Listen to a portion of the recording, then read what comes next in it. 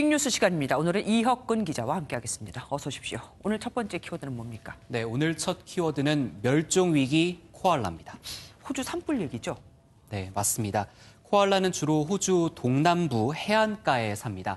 문제는 이곳이 이번 산불의 최대 피해 지역인 뉴사우스 웨일스주라는 건데요. 전체의 30%가량인 약 8천 마리의 코알라가 불길을 피하지 못하고 생을 마감한 것으로 추정됩니다. 나머지 살아남은 코알라들은 어떻게 됩니까? 네, 코알라의 서식지는 유칼립투스 숲입니다. 그런데 이 숲의 80%가 불에 타면서 살아남은 코알라의 터전이 거의 없어졌습니다. 그래서 코알라가 사실상 멸종 위기에 처했다는 평가가 나옵니다. 그런데 숲인 만큼 다른 동물들도 많을 거 아니에요. 유독 이렇게 코알라가 피해가 큰 이유가 있습니까? 네, 코알라는 움직임이 느리고 이동을 싫어하는 습성을 갖고 있습니다. 퀸즐랜드대 아담스 호킹 박사는 새는 날 수 있고 캥거루는 빨리 달릴 수 있다. 하지만 코알라는 너무 느리다고 말했습니다. 생태학자 마크 그레이엄은 코알라가 기름으로 가득한 유칼립투스 잎을 먹기 때문에 다른 동물보다 불에 약하다고 설명하기도 했습니다. 호주 산불이 지난 9월에 시작했으니까 지금 거의 5개월째 지금 불에 타고 있는 거거든요. 이렇게까지 불길이 안 잡히는 이유가 특별히 있습니까? 호주는 워낙 건조한 데다가 이례적인 강풍까지 불고 있습니다. 전문가는 최근 산불이 없었다는 점도 치명적이라고 지적합니다. 단순히 건조하다고 대형 산불 나는 건 아니거든요. 땔감도 많아야 되기 때문에 공교롭게도 남반구에 대형 산불이 이렇게 많이 없었어요.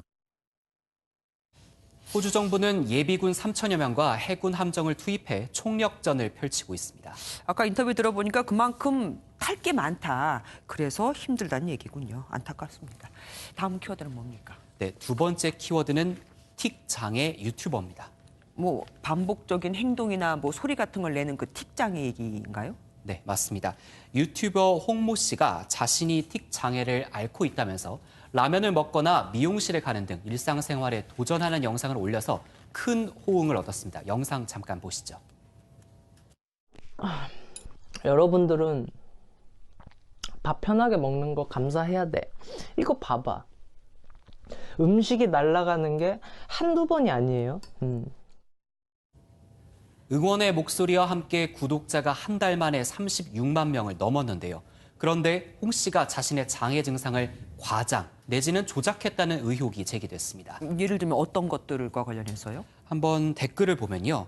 군대에 있을 때 저렇게 증상이 심하지는 않았다는 주장도 있었고요. 홍 씨가 지난해 2월 랩 앨범도 발매를 했다면서 앨범을 녹음할 때는 전혀 틱 장애 증상이 없었다는 한 지인의 폭로도 나왔습니다. 증상은 좀 더 심해질 수도 있는 거니까요. 그런데 홍 씨는 거기에 대해서 뭐라고 해명을 합니까? 직접 해명을 내놨는데요. 홍 씨는 유튜브에 영상을 그만 올리겠다면서 사과의 뜻을 밝혔습니다. 한번 들어보시죠. 제가 유튜브 콘텐츠를 만들면서 저의 증상을 과장한 것도 사실입니다.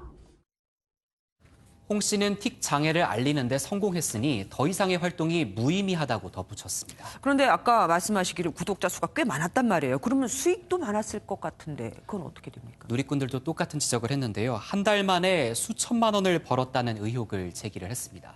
홍 씨는 900만 원가량밖에 못 벌었다고 해명을 했는데요. 다만 번 돈을 어떻게 할지에 대해선 구체적인 언급이 없었습니다. 일각에서는 이 홍 씨가 사기꾼이라는 말도 주장도 나올 것 같습니다. 이럴 경우 처벌도 가능한 건지요? 현행법상 처벌은 어렵습니다. 왜냐면요.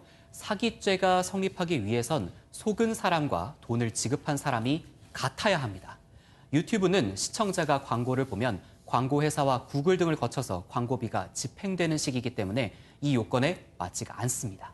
예, 그 누구보다도 실제로 이 틱장애를 갖고 계신 분들이 상처를 받지 않았을까 그게 가장 걱정이 됩니다. 오늘 말씀 여기까지 듣겠습니다. 고맙습니다.